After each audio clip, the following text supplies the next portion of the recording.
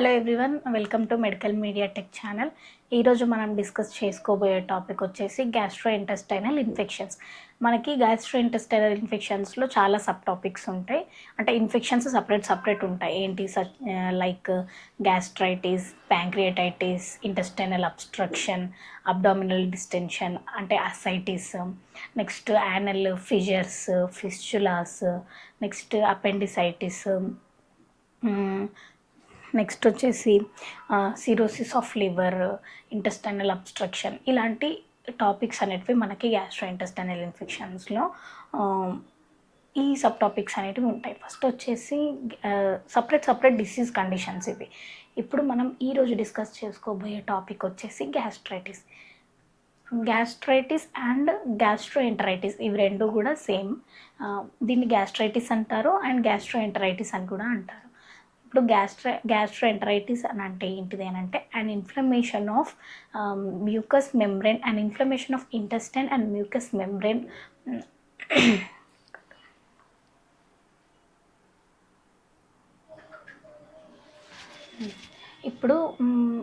ఇప్పుడు మనం డిస్కస్ చేసుకోబోయే టాపిక్ వచ్చేసి గ్యాస్ట్రైటిస్. ఫస్ట్ టాపిక్ గ్యాస్ట్రైటిస్ గురించి మనం డిస్కస్ చేసుకుందాం. గ్యాస్ట్రైటిస్ అండ్ గ్యాస్ట్రోఎంటరైటిస్ ఇవి రెండు కూడా సేమ్ టాపికే. గ్యాస్ట్రైటిస్ అని అంటే ఏంటి అని అంటే inflammation of mucous membrane of the స్టమక్ని మనం గ్యాస్ట్రైటిస్ అంటాము.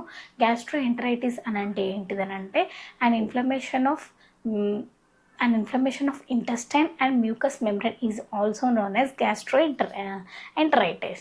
దీంట్లో మనకి డెఫినేషన్, కాజెస్ అంటే ఇటియాలజీ, క్లినికల్ మేనిఫెస్టేషన్స్ అంటే science and symptoms, diagnostic evaluations and management గురించి ఇప్పుడు మనం తెలుసుకుందాం. డెఫినేషన్ వచ్చేసి inflammation of mucous membrane of the stomach is known as gastritis. దీంట్లో మనకి ఇటియాలజీ అంటే కాజెస్ వచ్చేసి ఏంటి అని అంటే mostly bacterial infections such as bacterias ఉంటాయి కదా, సాల్మొనెల్లా అండ్ షిగెల్లా, ఇషెరిషియా కోలి. ఈ బ్యాక్టీరియా వల్ల మనకి గ్యాస్ట్రైటిస్ వచ్చే ఛాన్సెస్ ఉంటుంది. ఫస్ట్ వచ్చేసి బ్యాక్టీరియల్ ఇన్ఫెక్షన్స్. నెక్స్ట్ వచ్చేసి ఎక్సెసివ్ యూజ్ ఆఫ్ ఆల్కహాల్ అంటే ఎక్సెసివ్ ఇంటేక్ ఆఫ్ ఆల్కహాల్ ఎక్కువ తీసుకున్న వాళ్ళకి, ఆల్కహాల్ ఎక్కువ హెవీగా అంటే డైలీ ఆల్కహాల్ తీసుకున్న వాళ్ళకి కూడా మనకి గ్యాస్ట్రైటిస్ వచ్చే ఛాన్సెస్ ఉంటుంది. నెక్స్ట్ వచ్చేసి excessive use of non steroid anti inflammatory drugs such as aspirin. ఈ నాన్ స్టెరాయిడ్ NSAIDs తీసుకోవడం వల్ల కూడా మనకి గ్యాస్ట్రైటిస్ వచ్చే ఛాన్సెస్ ఉంటుంది. ఫస్ట్ వచ్చేసి bacterial infections such as Salmonella, Shigella, Escherichia coli and excessive intake of alcohol. Third one వచ్చేసి excessive use of NSAIDs and fourth one వచ్చేసి excessive intake of spicy foods బయట ఫాస్ట్ ఫుడ్స్ కానీ ఎక్కువ spicy ఉన్న foods తీసుకోవడం వల్ల కూడా మనకి గ్యాస్ట్రైటిస్ వచ్చే ఛాన్సెస్ ఉంటుంది.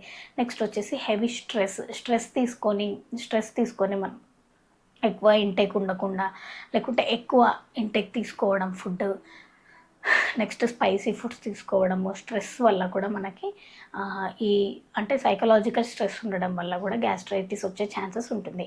ఈ 5 ఇటియాలజికల్ అంటే కాజెస్ అనేటివి మనకి గ్యాస్ట్రైటిస్లో ఉంటాయి.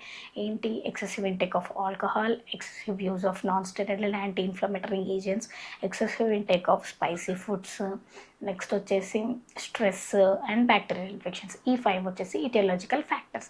నెక్స్ట్ మనకి క్లినికల్ మేనిఫెస్టేషన్స్ అంటే ఏంటి? Science and symptoms of gastritis. Science and symptoms ఏమేమి ఉంటాయని అంటే మెయిన్లీ నాజియా అండ్ వామిటింగ్. ఎందుకంటే ఇన్ఫ్లమేట్ అవుతుంది కదా, నార్మల్గా ఉన్న స్టమక్ లైనింగ్ అనేది మ్యూకస్ మెంబ్రెయిన్ ద్వారా మనకి ఇన్ఫ్లేమ్ అవుతుంది కాబట్టి అంటే చేంజెస్ అవుతున్నాయి మన గ్యాస్ట్రైటిస్లో ఇన్ఫెక్షన్ వల్ల. దానివల్ల మనకి ఏం తీసుకున్నా కూడా నాజియా అండ్ వామిటింగ్స్ రావడం, నెక్స్ట్ హార్ట్ బర్న్ అవ్వడం అంటే ఆఫ్టర్ ఇంటేక్ మనకి హార్ట్ మొత్తం బర్న్ అయిన సెన్సేషన్ రావడము, ఇలాంటివి మనకి గ్యాస్ట్రైటిస్లో మనం తెలుసుకుంటాం. అంటే ఏంటి? ఫస్ట్ క్లినికల్ మేనిఫెస్టేషన్స్ వచ్చేసి nausea and vomiting, abdominal distension రావడము, నెక్స్ట్ హార్ట్ బర్న్ అవ్వడము, నెక్స్ట్ వచ్చేసి హిక్కప్స్ ఉంటాయి కదా, ఎక్కిళ్ళు ఎక్కువ వస్తాయి, hiccups and bleeding and haematemesis అంటే ఏంటిది? వామిటింగ్ అంటే బ్లడ్ వామిటింగ్స్ అవ్వడము, వాటరీ స్టూల్స్ అవ్వడము, అండ్ నెక్స్ట్ వచ్చేసి డీహైడ్రేట్ ఎక్కువ మనము ఇంటేక్ తీసుకున్నప్పుడల్లా మనకి ఏంటి ఎక్కువ ఫుడ్ ఇంటేక్ తీసుకున్నప్పుడల్లా మనకి ఏమవుతుంది, వామిట్ అవుతుంది. దానివల్ల ఎలక్ట్రోలైట్స్ ఇంబ్యాలెన్స్ అవ్వడం వల్ల డీహైడ్రేషన్ అవుతుంది. నెక్స్ట్ వచ్చేసి స్టార్వేషన్. స్టార్వేషన్ ఎందుకు, మనం అసలు లాంగ్ పీరియడ్ ఆఫ్ టైంలో మనకి ఏది తిన్నా కూడా వామిటింగ్ అవ్వడం వల్ల మనం ఏం తీసుకోకుండా ఉంటాం. దానివల్ల మెటబాలిక్ కిటోయాసిడోసిస్ అవుతుంది. సో దానివల్ల మనకి స్టార్వేషన్ అవుతుంది. నెక్స్ట్ గ్యాస్ట్రైటిస్ ఉన్న వాళ్ళకి ఏమవుతుందంటే సోర్ థ్రోట్ అంటే ఏది తిన్నా కూడా చేదుగా ఉంటుంది అన్నట్టు. ఈ క్లినికల్ మేనిఫెస్టేషన్స్ అనేటివి గ్యాస్ట్రైటిస్లో ఉంటాయి. ఏంటి, sore throat, watery stools, blood in stools, blood vomitings అంటే హెమటెమిసిస్. నెక్స్ట్ నార్మల్గా మనకి గ్యాస్ట్రైటిస్లో ఫీవర్ కూడా వచ్చే ఛాన్స్ ఉంటుంది. Nausea, vomitings, abdominal distension, abdominal cramps, చాలా అబ్డామినల్ హెవీ పెయిన్ అనేది వస్తుంది. ఇవి మనకి సైన్స్ అండ్ సిమ్టమ్స్ అనేటివి గ్యాస్ట్రోఎంటరైటిస్లో ఉంటాయి. మళ్ళీ డయాగ్నోస్టిక్ ఎవాల్యుయేషన్స్. డయాగ్నోస్టిక్ ఎవాల్యుయేషన్స్ మనకి గ్యాస్ట్రోఇంటెస్టైనల్లో ఉంటాయంటే డయాగ్నోస్టిక్ ఎవాల్యుయేషన్స్ చేస్తే మనకి గ్యాస్ట్రోఎంటరైటిస్ అనేది డయాగ్నోజ్ అవుతుంది అని అంటే first mainly science and symptoms ద్వారానే మనకి డయాగ్నోజ్ అవుతుంది గ్యాస్ట్రోఎంటరైటిస్ ఉంది అనేసి. నెక్స్ట్ వచ్చేసి బై సిరలాజికల్ టెస్ట్లో కూడా మనకి గ్యాస్ట్రైటిస్ ఉందా లేదా అని తెలుసు. Serological test that is to detect the presence of H pylori అనే బ్యాక్టీరియా అనేది ఉందా లేదా అనేది సిరలాజికల్ టెస్ట్ ద్వారా తెలుస్తుంది. Next biopsy. Biopsy with histological examinations. Biopsy వల్ల కూడా మనకి గ్యాస్ట్రోఎంటరైటిస్ అనేది డయాగ్నోజ్ అవుతుంది. నెక్స్ట్ వచ్చేసి మెడికల్ మేనేజ్మెంట్ ఏంటి, ఎండోస్కోపీ చేసి నెక్స్ట్ వచ్చేసి డయాగ్నోస్టిక్ ఎవాల్యుయేషన్స్లో బై సైన్స్ అండ్ సిమ్టమ్స్ ద్వారా మనకి గ్యాస్ట్రోఎంటరైటిస్ అనేది డయాగ్నోస్ అవుతుంది.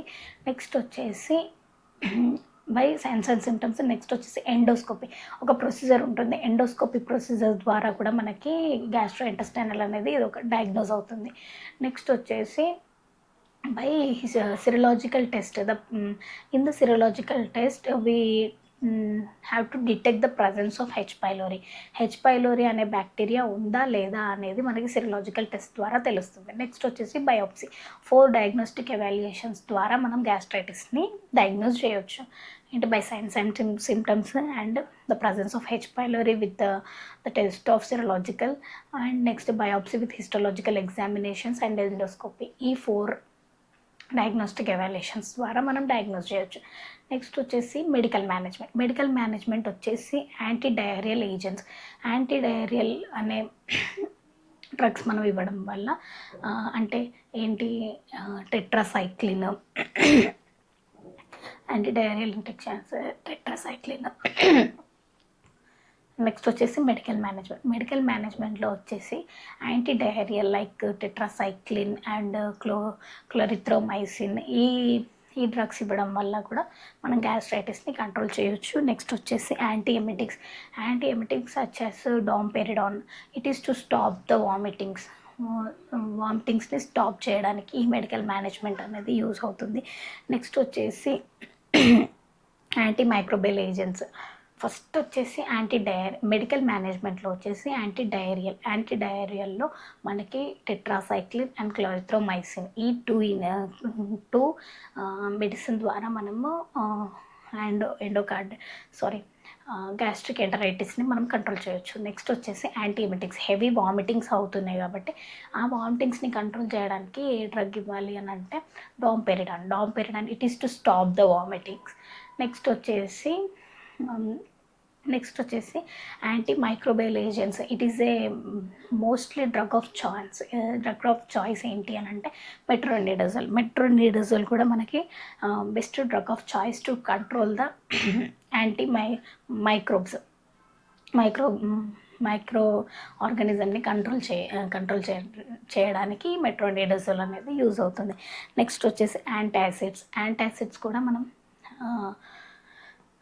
గ్యాస్ట్రోఎంటరైటిస్ ఉన్నప్పుడు యాసిడ్ కంటెంట్స్ కూడా ఎక్కువ అవుతాయి కాబట్టి యాంటాసిడ్స్తో కూడా మనం ఈ గ్యాస్ట్రోఎంటరైటిస్ని మొత్తానికే కాదు, గ్యాస్ట్రోఎంటరైటిస్లో ఉన్న సచ్ సైన్స్ అండ్ సిమ్టమ్స్ని కంట్రోల్ చేయొచ్చు. లైక్ అల్యూమినియం హైడ్రాక్సైడ్ ఇలాంటి మెడిసిన్ ద్వారా కూడా మనం కంట్రోల్ చేయడానికి ఉంటుంది. నెక్స్ట్ ప్రోటాన్ పంప్ ఇన్హిబిటర్స్ వచ్చేసి ఏంటి, ఒమిప్రజల్ లాన్సోప్రజల్ ఈ టూ మెడిసిన్ ద్వారా కూడా మనము ప్రోటాన్ పంప్ ఇన్హిబిటర్ ద్వారా మనము గ్యాస్ట్రోఎంటరైటిస్ని కంట్రోల్ చేసుకునే ఛాన్సెస్ ఉంటుంది. H2 బ్లాకర్స్ వచ్చేసి ఏంటి, ర్యాంటాగ్ అంటాం కదా, ఈ ర్యాంటిడిన్ ద్వారా కూడా మనం గ్యాస్ట్రోఎంటరైటిస్ని మోస్ట్లీ కంట్రోల్ చేసే ఛాన్సెస్ అనేది ఉంటుంది.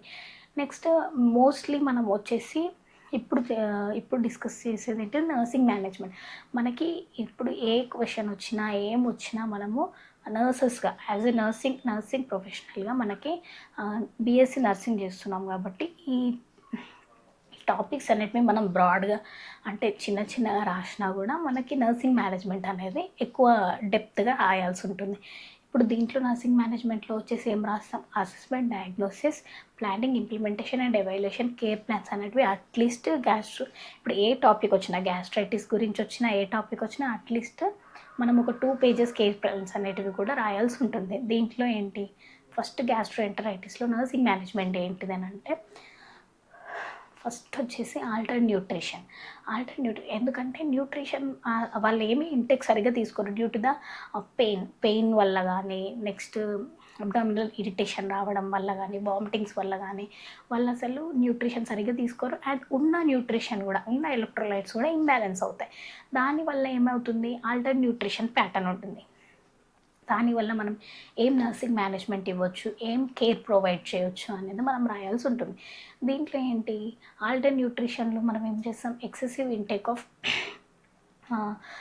ఫ్లూయిడ్స్ అనేవి అడ్మినిస్ట్రేట్ చేయడము. నెక్స్ట్ సాఫ్ట్ డైట్ ఏంటి, సాఫ్ట్గా ఏదైనా మనం స్పైసీ ఫుడ్స్ కాకుండా సాఫ్ట్గా ఏదైతే డైజెస్టబుల్ ఉంటుందో అలాంటి ఫుడ్స్ అనేటివి మనం ప్రొవైడ్ చేయాల్సి ఉంటుంది పేషెంట్స్కి. నెక్స్ట్ వచ్చేసి హెవీ పెయిన్ ఉంటుంది కదా, pain related to the disease condition. Gastritis వల్ల మనకి ఎక్కువ హెవీ పెయిన్ ఉంటుంది పేషెంట్స్కి. దానివల్ల ఏం చేయాలి అని అంటే మనం changes of the position and provide comfortable position to the patients and comfortable devices and provide calm and quietful environment. ఇలాంటివి మనం ప్రొవైడ్ చేసినప్పుడు పెయిన్ మనం అట్లీస్ట్ కంట్రోల్ చేయొచ్చు. నెక్స్ట్ వచ్చేసి administration of medications as prescribed by doctor. ఇలాంటివి చేసినప్పుడు just control చేయడానికైనా chances ఉంటుంది. నెక్స్ట్ వచ్చేసి ఏంటి, ఫ్లూయిడ్ వాల్యూమ్ డెఫిసిట్ ఉంటుంది. ఎందుకు అని అంటే స్టార్వేషన్. నర్సింగ్ మేనేజ్మెంట్లో వచ్చేసి alter nutrition, knowledge deficit related to the disease condition and pain related to the disease condition and fluid volume deficit. ఈ ఫోర్ నర్సింగ్ కేర్ ప్లాన్స్ అనేటివి గ్యాస్ట్రోఎంటరైటిస్లో ఉంటాయి. ఈ 4 కేర్ ప్లాన్స్ అనేటివి మెన్షన్ చేసి మనం ఎగ్జామినేషన్లో అటెంప్ట్ చేసినట్లయితే మనకి ఎక్కువ మార్క్స్ స్కోర్ చేసుకోవచ్చు. ఈరోజు మనం గ్యాస్ట్రైటిస్ గురించి డిస్కస్ చేసుకుందాం. రేపటి వీడియోలో మనం ప్యాంక్రెటైటిస్ గురించి తెలుసుకుందాం. Thank you for watching medical media tech channel.